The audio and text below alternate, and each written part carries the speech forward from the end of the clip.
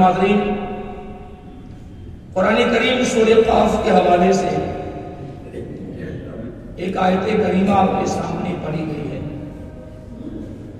اس آیت میں اللہ تعالیٰ نے فرمایا وَجَاءَتْ سَكْرَةُ الْمَوْتِ بِالْحَقِّ، اور موت کی سختی حق کے ساتھ آ چکی،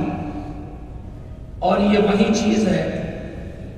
جس سے تم بھاگتے پھر رہ کے بھٹک رہے تھے۔ اللہ تبارک و تعالیٰ اس آیت کریمہ کے حوالے سے بندوں کو سمجھانا یہ چاہتا ہے کہ بندے موت سے بھاگنا چاہتے ہیں۔ دنیا میں کوئی بھی انسان چاہے نیک ہو چاہے برا ہو، کوئی بھی انسان دنیا میں مرنا نہیں چاہتا ہے۔ ہر انسان یہ چاہتا ہے کہ عمر لمبی ہو اور ہمیں موت نہ آئے، یہ ہر انسان چاہتا ہے۔ یہاں تک کہ صحیح بخاری شریف میں حدیث ہے یحرم ابن آدم بوڑھا ہو جاتا ہے، ضعیف ہو جاتا ہے، وَيَشِيبُ مِنْهُ اثْنَتَانِ، لیکن دو چیزیں کبھی بوڑھی نہیں ہوتی۔ انسان بوڑھا ہو جاتا ہے، انسان عمر کے اعتبار سے ضعیف ہو جاتا ہے، لیکن ضعیف اور بوڑھے ہو جانے کے باوجود دو چیزیں انسان میں ہمیشہ جمع رہتی ہے، الحرص علی المال والحرص علی طول العمر۔ ایک حرص لالچ یہ کہ مال بڑھتا رہے، مال میں کمی نہ ہو، اور دوسرا حرص یہ کہ عمر بڑھتی رہے، عمر زیادہ لمبی نصیب ہو جائے۔ تو یہ صحیح بخاری شریف کے حوالے سے اللہ کے نبی صلی اللہ علیہ وسلم نے فرمایا کہ انسان کے بوڑھے ہو جانے کے باوجود انسان کبھی یہ نہیں چاہتا کہ ہمیں موت آ جائے، جبکہ جامع ترمذی وغیرہ میں حدیث ہے انسان زیادہ مال کو پسند کرتا ہے، جبکہ زیادہ مال یہ حساب و کتاب کے اعتبار سے زیادہ بہتر چیز نہیں ہے، اور قلت مال کو ناپسند کرتا ہے، یعنی دنیا میں مال کم ملے تو یہ بات بندوں کو زیادہ پسند نہیں ہے کہ کم ہی مال پہ ہمیں گزارا کرنا پڑے، جبکہ قلت مال جو ہے یعنی دنیا میں مال کسی بندے کے پاس کم ہو تو یہ حساب کے میدان میں، قیامت کے میدان میں اس آدمی کے لیے زیادہ آسانی کا باعث بننے والا ہے۔ تو اللہ تعالیٰ نے اور اس کے نبی صلی اللہ علیہ وسلم نے انسانوں کے مزاج کو بیان کیا۔ انسانوں کی فطرت یہ ہوتی ہے کہ عمر زیادہ ہو جائے، بلکہ صحیح بخاری شریف کے حوالے سے یہ حدیث بھی ہے، عبادہ ابن ثابت رضی اللہ تعالی عنہ بیان فرماتے ہیں کہ اس حدیث میں نبی صلی اللہ علیہ وسلم نے فرمایا من احب لقاء اللہ احب اللہ لقاءہ، کہ جو بندہ اللہ تعالیٰ سے ملنے کو پسند کرتا ہے، جو اللہ سے ملنا چاہتا ہے، اللہ بھی اس انسان سے ملنا چاہتا ہے۔ وَمَنْ كَرِهَ لِقَاءَ اللَّهِ كَرِهَ اللَّهُ لِقَاءَهُ، لیکن جو اللہ سے ملنے کو ناپسند کرتا ہے، جو اللہ سے نہیں ملنا چاہتا، اللہ کے پاس نہیں جانا چاہتا ہے، كَرِهَ اللَّهُ لِقَاءَهُ، اس انسان سے اللہ تعالیٰ بھی نہیں ملنا چاہتا۔ اللہ سے بندہ ملنا چاہے، اللہ بھی ملنا چاہتا ہے،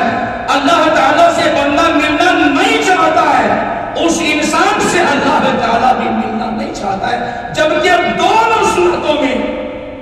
انسان کو لازمی طور پہ موت آنے والی ہے۔ صحابہ کرام نے کہا اس حدیث کو سننے کے بعد، بلکہ عائشہ رضی اللہ عنہا نے پوچھا اللہ کے پیغمبر، ہم میں سے ہر انسان موت کو ناپسند کرتا ہے، ہم میں سے کوئی شخص یہ نہیں چاہتا ہے ہمارے اللہ کے پاس جائیں، تو ہم کو موت کو ناپسند کرتے ہیں۔ تو آپ نے فرمایا کہ عائشہ یہ مراد ہے کہ جب مومن آدمی کی موت کا وقت آتا ہے، مومن آدمی، مسلمان آدمی جو زندگی بھر اللہ کی بات مانتے رہا، جو اسلام میں چلتا رہا، جو شریعت کے حساب سے زندگی گزار رہا تھا، جب اس انسان کی موت کا وقت آتا ہے تو اللہ کے فرشتے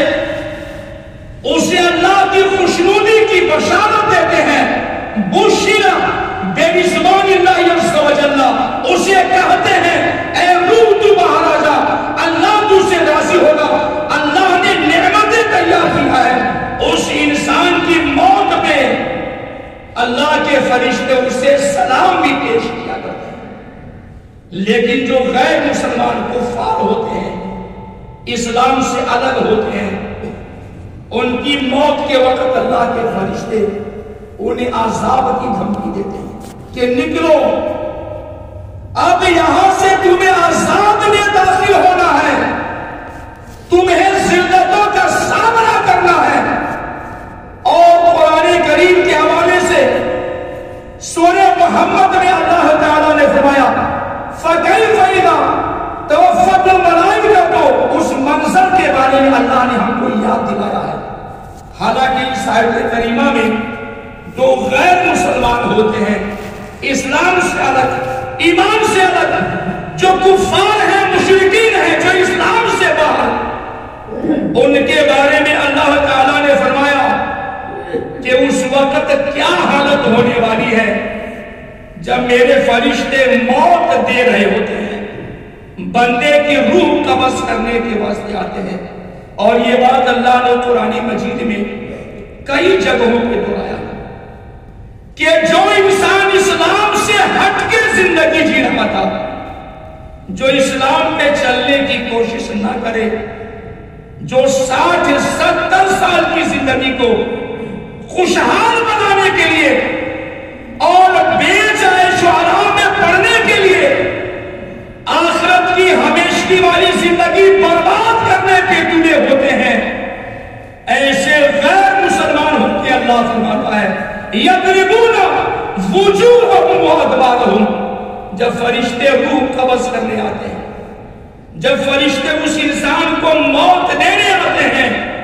تو کیا کرتے ہیں؟ یضربون، فرشتے مارتے ہیں تماچا اس انسان کے چہرے پہ، سورین پہ، پیٹھ پہ. سورین کہتے پخانہ کرنے کی جگہ، تو فرشتے چہروں پہ تماچا مارتے ہیں، فرشتے سورین پہ تماچا مارتے ہیں، فرشتے پیٹھوں پہ تماچا مارتے ہیں. جو انسان غیر مسلمان ہوتا ہے، اس انسان کی روح قبض کرنے کے واسطے. اور ایسے بندوں کو جو اسلام پہ عمل کرنے کی کوشش نہیں کرتے ہیں، ان کی روح بے چین ہوتی ہے، جسم کو چھوڑنا نہیں چاہتی ہے. لیکن اللہ نے وقت بھی، جگہ بھی، جس انسان کی موت کا متعین کیا ہے، اس میں ذرہ برابر دیری نہیں ہونے والی. امام ترمذی رحمۃ اللہ علیہ نے جامع ترمذی کے حوالے سے ایک حدیث کو روایت کیا. اس سے پہلے صحیح مسلم شریف میں حدیث ہے کہ جب انسان کی روح کو لے کے اللہ کے فرشتے اللہ کے پاس جاتے ہیں، تو دنیا میں دو قسم کے انسان، یا تو مومن، یا تو مسلمان اللہ کی بات ماننے والا، یا تو غیر مسلمان ہوتا ہے. تو جو مسلمان انسان ہوتا ہے، اللہ کی بات ماننے والا، اس کی روح کے تعلق سے فرشتے کہتے ہیں روح طیبۃ، پاکیزہ روح ہے جو زمین سے چل کے آسمان کی جانب لے جائی جا رہی ہے. اور فرشتے کہتے ہیں صلی اللہ علیہ وَعَلَى جَسَدٍ كُنْتَ تَعْمُلِنَا،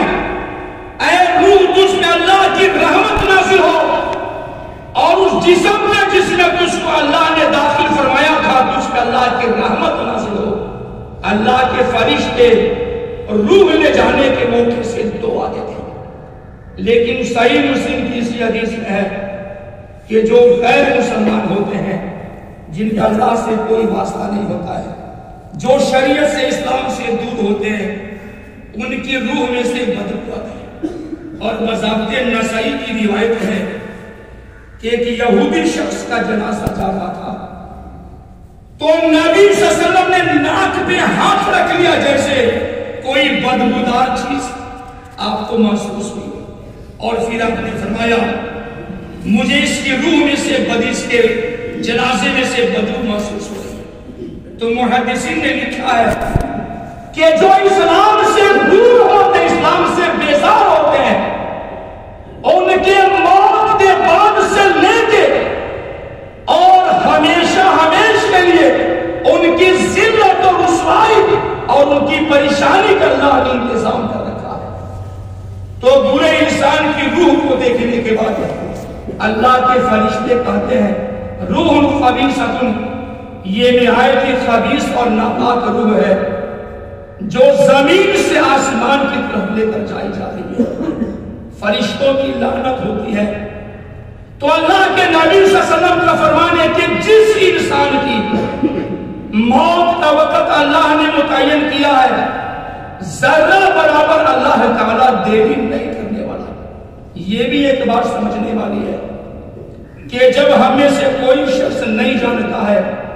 کہ ہماری موت کب آ جائے، تو ایسے عالم میں، ایسی حالت میں ہمیں اور بھی زیادہ اللہ تعالیٰ سے خوب ڈرنے کی کوشش کرنی چاہیے، اس لیے کہ تقوی کی بنیاد پہ، ایمان کی حالت میں، اللہ سے ڈرنے کی کیفیت میں اگر ہماری موت آ جائے، اسلام پہ موت آئے، اس سے بڑی خوش نصیبی اور کچھ نہیں ہو سکتی۔ تو جامع ترمذی میں حدیث ہے، معدد ابن عکاش رضی اللہ تعالیٰ عنہ بیان فرماتے ہیں کہ اس حدیث میں نبی صلی اللہ علیہ وسلم نے فرمایا اذا قضى الله تبارک وتعالی لعبد يموت بأرض، اللہ کسی بندے کے بارے میں لکھ دیا ہوتا ہے کہ فلاں انسان فلاں جگہ پہ مرے گا، جعل علیہ حاجتا، اللہ تعالیٰ اس کو بھیجتا ہے، کوئی کام آتا ہے، جیسے بندہ اس وقت وہاں پہنچتا ہے اس کی روح قبض کر لی جاتی ہے۔ تو وقت بھی، جگہ بھی، یہ ساری چیزیں پہلے سے متعین ہے، اور فرشتے جو ہمیشہ اللہ کے حکموں کی تعمیل میں لگے رہتے ہیں، ہر انسان کے لیے ہمیشہ فرشتے تیار ہوتے ہیں، اللہ نے حکم دیا اور بندے کی روح قبض کرنے کے واسطے تیار رہتے ہیں۔ لہذا ہمیں کب دنیا سے جانا پڑ جائے اور کب برزخ میں داخل ہونا پڑ جائے، یہ باتیں سوچ کر کے اپنے دلوں میں اللہ کا تقوی ہم کو پیدا کرنا چاہیے۔ جامع ترمذی کے حوالے سے حدیث ہے، عثمان غنی رضی اللہ عنہ، سب جانتے ہیں کہ بہترین صحابی ہیں، خلفائے راشدین میں سے ہیں، نبی صلی اللہ علیہ وسلم کے دمان ہیں، جنتی ہیں، اور ایک بار نہیں کئی بار نبی صلی اللہ علیہ وسلم کہتے ہیں عثمان آپ جنتی ہیں، کئی بار جنت کی بشارت ملی ہے۔ قبر کے سامنے سے گزرتے تھے، زاروں قطار روتے تھے، ان کے ساتھیوں نے پوچھا کہ جنت و جہنم کا تذکرہ ہوتا ہے، فلا تبکی و تبکین حسن، لیکن اب زیادہ روتے قبر کے سامنے سے گزرنے کے ہوتے تھے۔ تو صحابی کہتے ہیں یہ جو قبر ہے آخرت کی منزلوں میں سے پہلی منزل ہے، فَإِن نَجَا مِنْهَا، اگر یہاں پہ کوئی بندہ کامیاب ہو گیا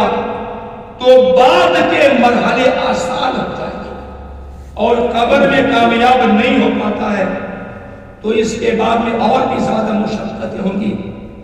اور بھی زیادہ اس کو پریشانیوں کا سامنا کرنا پڑے گا۔ تو اللہ نے موت کا وقت بھی، جگہ بھی متعین کیا ہے، لہٰذا ہمیں ہر موقع سے، ہم مجلس میں ہو، ہم بازار میں ہو، ہم گھروں میں ہو، ہم تنہائی میں ہو، ہم سوئے ہو، ہم کاروبار کریں، ہمیں ہر موقع سے خوب زیادہ اللہ سے ویسے، جیسے اللہ سے ڈرنے کا حق بنتا ہے، اللہ نے ویسے ہمیں ڈرنے کا حکم دیا ہے۔ لیکن یہ بات ہم سب جانتے ہیں کہ اس انداز کا تقوی اللہ کے نبی صلی اللہ علیہ وسلم کے صحابہ تابعین وغیرہ کے اندر تھا۔ آج ہزاروں مسلمان تلاش کیے جائیں،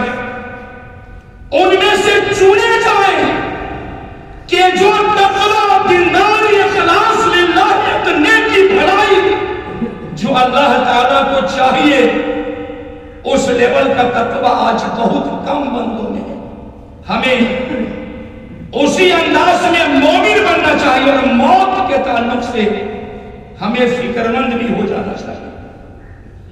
صحیح بخاری شریف کے حوالے سے حدیث ہے، جس حدیث میں نبی صلی اللہ علیہ وسلم نے فرمایا تم میں سے کوئی بھی شخص دنیا کی مصیبتوں سے پریشان ہو کر کے موت کی ہرگز بھی تمنا نہ کرے، بہت سارے ایسے لوگ ہوتے ہیں جو زیادہ پریشان ہوتے ہیں تو موت کی تمنائیں اللہ سے کر لیتے ہیں کہ موت آ جاتی تو زیادہ بہتر تھا۔ اللہ کے نبی صلی اللہ علیہ وسلم نے منع فرمایا کہ تم میں سے کوئی شخص ہرگز پریشانیوں سے اور مصیبتوں سے دوچار ہو کر کے لا یتمنین، تم میں سے ہرگز کوئی موت کی تمنا یا اللہ سے موت کی دعا نہ کرے۔ یہاں سے 2-3 حدیثیں انہی لفظوں کے ساتھ ہیں۔ بعض روایتوں میں یہ صحیح بخاری میں اگر ضروری ہو، اگر زندگی زیادہ دشوار ہو گئی ہو، اگر مصیبتیں زیادہ بڑھ گئی ہو، اگر جینا زیادہ مشکل ہو گیا ہو، پریشانیاں ختم نہیں ہو پا رہی ہو اور موت کی دعا ہی کرنی ہو تو اتنی دعا کی جا سکتی ہے، اللہ اگر زندگی بہتر ہو تو ہمیں زندہ رکھنا، وتوفنی، اور ہمیں موت دے دینا اگر زندگی سے زیادہ بہتر موت ہو تو۔ یہ صحیح بخاری میں حدیث ہے۔ صحیح بخاری میں بعض موقع سے الفاظ بھی ہے کہ تم میں سے کوئی شخص ہرگز موت کی تمنا اللہ سے نہ کرے کہ اللہ موت دے دے، اٹھا لے، ایسی دعا کوئی انسان نہ کرے۔ اس کے بعد 2 چیز اور ہے، اما محسنن، کوئی انسان یا تو نیک ہوتا ہے یا تو برا ہوتا ہے، تو دونوں صورتوں میں ہمیں اللہ تعالیٰ سے موت کی تمنا کرنے سے، دعا کرنے سے منع فرما دیا گیا۔ اب آگے نبی صلی اللہ علیہ وسلم فرماتے ہیں اما محسنن، اگر انسان نیک انسان ہوتا ہے تو ہو سکتا ہے کہ اور بھی زیادہ اس کو زندگی میں نیکی کرنے کا موقع ملے۔ فَلَعَلَّهُ أَن يَزْدَادَ خَيْرًا، یہ موت کی دعا نہ کرے، اگر یہ بندہ مومن ہے اس کے نام اعمال میں اور زیادہ نیکیاں جمع ہو پائیں گی، لہذا موت کی دعا اللہ سے نہ کی جائے۔ وَإِمَّا مُسِيًّا، اور صحیح بخاری میں الفاظ ہے اگر وہ انسان نیک نہیں، برا انسان گناہگار ہے، فَلَعَلَّهُ أَن يَسْتَعْتِبَ، تو بھی موت کی دعا نہ کرے، شاید اللہ تعالیٰ اسے توبے کی توفیق دے دے، وہ گناہوں سے باز آ جائے، اللہ سے توبہ کر لے، تو بھی اس انسان کا انجام بہتر ہونے والا ہے۔ تو دونوں صورتوں میں ہمیں موت کی دعا یا تمنا کرنے سے بچنے کا حکم دیا گیا ہے۔ اور مسند احمد بن حنبل میں اور مسند بزار میں حدیث ہے کہ موت جو کیفیت آری ہوتی ہے یہ دنیاوی مصیبتوں سے بڑی مصیبت ہے، بہت زیادہ غم اور تکلیف کا سامنا کرنا پڑتا ہے۔ جابر بن عبداللہ رضی اللہ تعالیٰ عنہ بیان فرماتے ہیں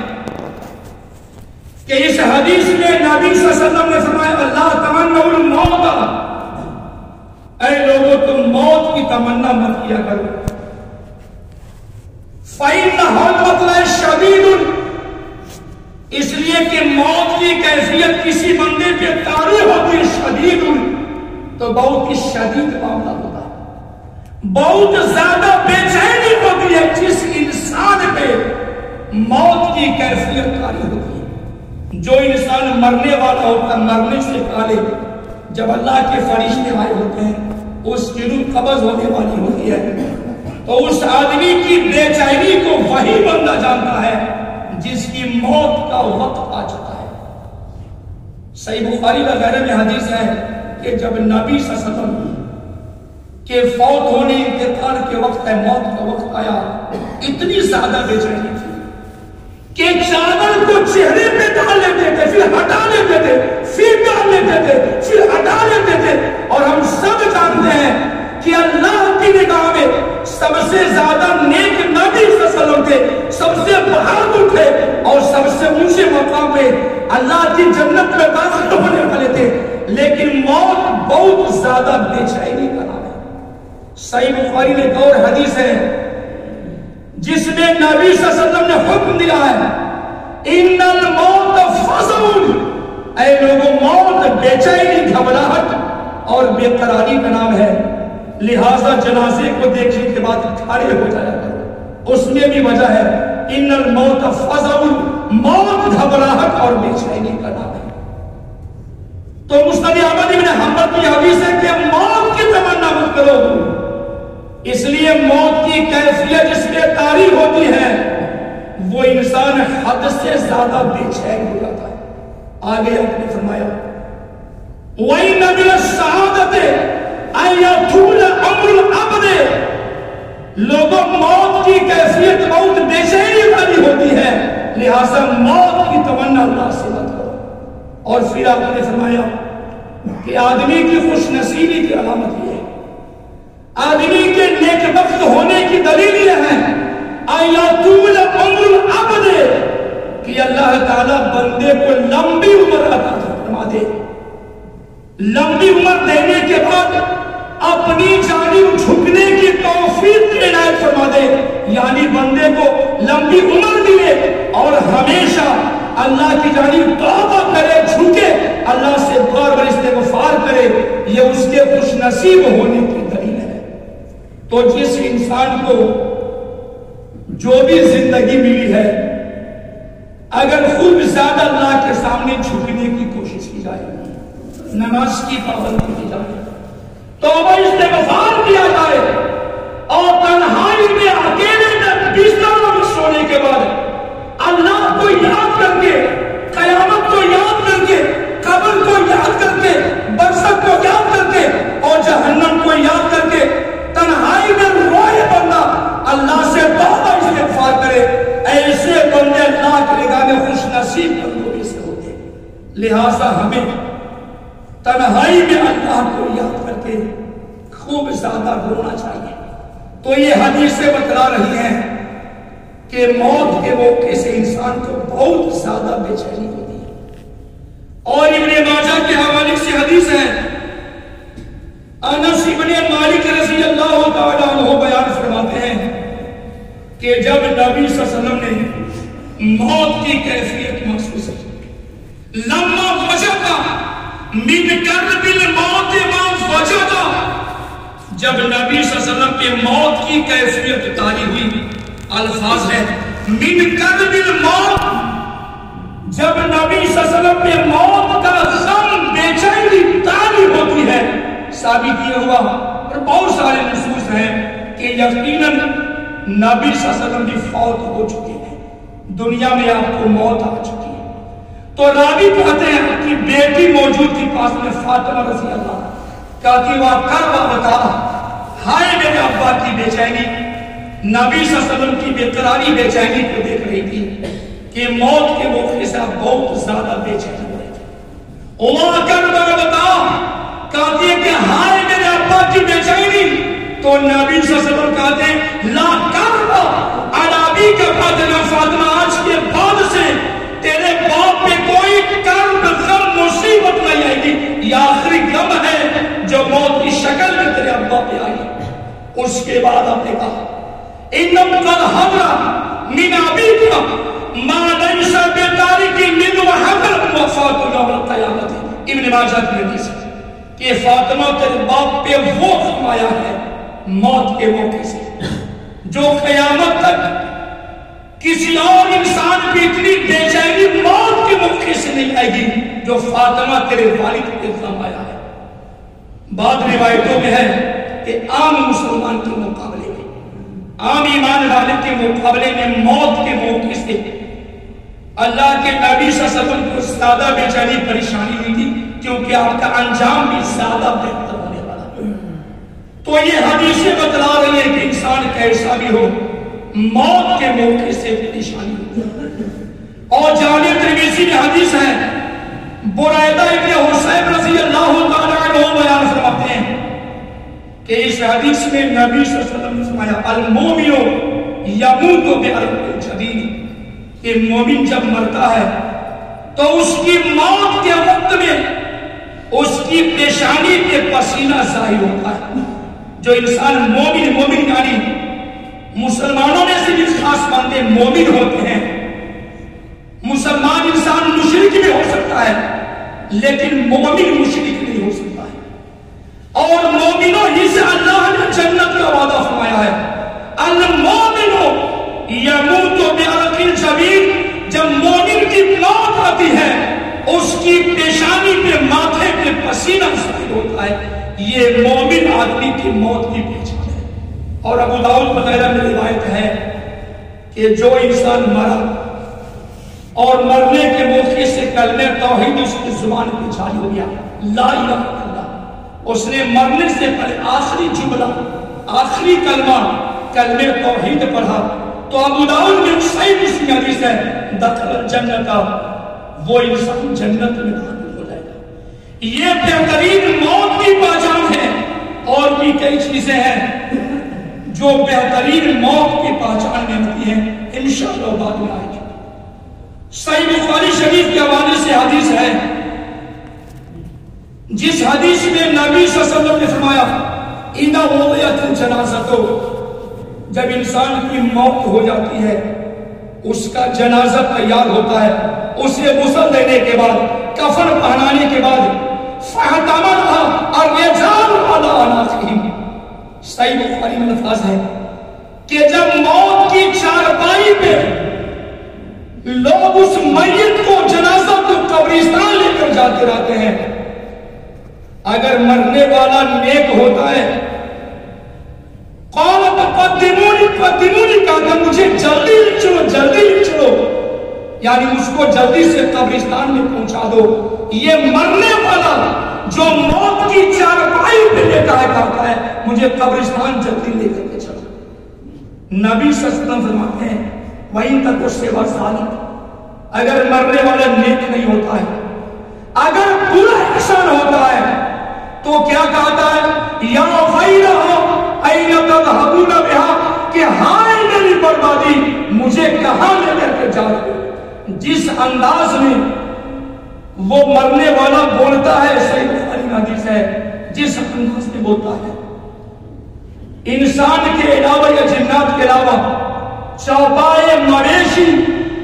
اس کی آواز کو، باتوں کو سن لیتے ہیں۔ اور نبی صلی اللہ علیہ وسلم کہتے ہیں لو سمع الانسان اللہ صاحب، انسان سن لے کہ کس انداز میں مرنے والا موت کی چارپائی پہ اپنی بدنصیبی کا اظہار کرتا ہے، یا وہی ہائے میری بربادی، مجھے کہاں لے کے جاتے ہو۔ نبی صلی اللہ علیہ وسلم کہتے ہیں انسان سن لے گا تو بے ہوش ہو جائے گا یا اسے موت آ جائے گی۔ آپ سوچئے ہم میں سے ہر انسان کو موت کی چارپائی پہ چلا، چاہے 100 سال کی زندگی ہو یا اس سے زیادہ ہو۔ بلکہ جامع ترمذی میں حدیث ہے اعمار امتی من بین 60 الی 70، کہ اس امت میں لوگ زندہ رہیں گے 60 سے 70 سال تک۔ نبی صلی اللہ علیہ وسلم کا فرمان ہے میری امت کے لوگ 60 سے 70 کے بیچ ان کو موت ہو جائے گی۔ وَأَقَلُّ مَا يَجُوزُ، بہت کم ہوں گے جو 70 سال کے بعد بھی زندہ رہیں گے۔ آپ سماج میں دیکھیے تقریباً 80% لوگ 70 سال سے پار کر نہیں پاتے ہیں۔ اللہ کا فیصلہ ہے، اس اللہ کے سامنے ہمیں جھکنا چاہیے جو برزخ میں بھی ان کو عذاب سے بچائے گا، جو قبر میں عذاب سے بچائے گا، اور قیامت کی ذلت سے بچائے گا، اور عذاب جہنم سے بچائے گا۔ ہمیں اس اللہ تعالیٰ کے سامنے ہمیشہ جھک جانے کا حکم دیا گیا۔ اسی طریقے سے صحیح بخاری نے ایک اور حدیث اسرعوا بالجنازہ، اے لوگوں جنازہ کو جلدی قبرستان لے کے جایا کرو۔ یہ بھی چیز ہمیں دیکھنے میں آتی ہے کہ لوگ 12 14 گھنٹے 24 گھنٹے کی ڈیڈ باڈی کو جنازے کو رکھتے ہیں۔ رشتہ داروں کے انتظار کرنے میں یہ جائز مسئلہ نہیں ہے۔ جتنی جلدی ہو سکے مرنے والے کو غسل دے کے کفن پہنا کے، اگر ممکن ہو تو 2-4 گھنٹے کے اندر میں، اگر ممکن ہو تو قبرستان میں آ کے دفن کر دیں۔ تو یہ صحیح بخاری میں حدیث ہے اسرعوا بالجنازہ، کہ جنازہ کو لے جانے میں جلدی کیا کرو۔ فإن تک صالحا، اگر وہ انسان نیک ہے مرنے والا تو بہتر جگہ ہے جہاں پہ تم اسے لے کے دفن کرنے والے۔ وہیں تک اس کے بعد صالح، اگر مرنے والا برا انسان ہے فشر، تو وہ چیز بری ہے کو اپنے کندھے سے تم جلدی دور کر دو۔ آپ سوچئے انسان زندہ ہو یا مردہ ہمیں عزت کرنے کا حکم دیا گیا ہے، لیکن جو انسان زندگی بھر گناہ کرتا رہا، اللہ کو راضی کرنے کی کوشش نہ کی، اس نے دنیا ہی کو حاصل کیا، اس انسان کی موت کے بعد جو ایمان سے محروم رہا، اللہ کی نگاہ میں اس کی کوئی عزت نہیں ہوتی۔ صحیح بخاری شریف کی حدیث ہے، نبی صلی اللہ علیہ وسلم کے سامنے سے جنازہ گیا تو آپ نے فرمایا کہ مستریح و مستعفی، یا تو اس کو آرام مل گیا یا تو اس سے دوسروں کو آرام مل گیا۔ صحابہ کرام نے پوچھا اللہ کے پیغمبر کیا مطلب ہے، مرنے والے کو آرام مل گیا یا دوسروں کو آرام مل گیا، کیا مطلب؟ فرمایا العبد المومن یستریح من نصب الدنیا واباہ رحمت اللہ عز وجل۔ اگر مومن ہے کہ مرنے والا تو دنیا کے غموں سے، تکلیفوں سے اور دنیاوی مشکلات سے اسے نجات مل گئی، الى رحمت اللہ عز وجل، اللہ کی رحمت کے خاص دائرے میں مومن داخل ہو جاتا ہے۔ لیکن مرنے والا مومن نہیں ہو، فاسق ہو، فاجر ہو، غیر مسلمان ہو، یستریح منہ العباد والبلاد والشجر والدواب، تو اس گناہگار کے مرنے کے بعد سارے بندے، ساری مخلوق، ساری زمین، سارے پیڑ پودے، ساری چیزیں اس کے مرنے کے بعد راحت محسوس کرتی ہیں۔ گویا جو نہایت ہی برے ہوتے ہیں اور مرنے سے پہلے پہلے نیک بننے کی کوشش نہ کریں، وہ ساری چیزوں اور ساری مخلوقات کے واسطے بوجھ بن کے زندگی جائے۔ تو ہمیں نیک بننا چاہیے تاکہ موت کے بعد ہمارا انجام ہو، اور ہمیں برائیوں سے بچنا چاہیے۔ آخری حدیث، حالانکہ اس حوالے سے اور بھی تقریباً بہت ساری دلیلیں ہیں اور میں خاص طور سے عذاب قبر کو پیش کرنا چاہتا تھا، انشاءاللہ بعد کے جمعے کے اندر بس ایک حدیث ہے۔ جامع ترمذی میں حدیث ہے کہ جب اللہ تعالیٰ کسی بندے کے ساتھ بھلائی کرنا چاہتا ہے، اس کا مطلب اسے کام پہ لگا دیتا ہے۔ اللہ تعالیٰ خیر سے، بھلائی سے کسی بندے کو نوازنا چاہتا ہے، اس بندے کو اللہ تعالیٰ کام پہ لگا دیتا ہے۔ صحابہ نے پوچھا کیف یستعمل، اللہ کے پیغمبر اللہ تعالیٰ کیسے کام پہ لگا؟ آپ نے فرمایا یوفقہ لعمل صالح قبل موتہ، اس انسان کے مرنے سے پہلے اسے نیک کاموں کی توفیق اللہ دے دیتا ہے، انسان نیک بن جاتا ہے، اسی نیکی کے اسے موت آ جائے، اب اس انسان کے ساتھ میں اللہ تعالیٰ بھلائی کرنے والا ہے۔ لہٰذا ہم ایک ایک لمحے کو غنیمت جان کر اپنے سارے لمحوں کو اللہ کو راضی کرنے میں صرف کرنا چاہیے۔ یہ جو زندگی ملی ہے، یہ جو صبح شام جو ملے ہیں، اللہ کے سلامت کے ساتھ سے اللہ کب بولا لے ہمیں سے کوئی بندہ نہیں چاہتا، اس لیے ہم ہر موقع سے وہ سارے کام کریں، وہ ساری نیکیاں انجام دیں جس اللہ کی ذات ہم سے حاصل ہوتی ہے۔ اللہ سبحانہ و تعالیٰ سے دعا ہے الہ العالمین ہم سب کو حدیث کتاب و سنت کے مطابق ہمیشہ عمل کرنے کی توفیق عطا فرمائے۔ یا ایھا الذین آمنوا صلوا علیہ وسلم تسلیما۔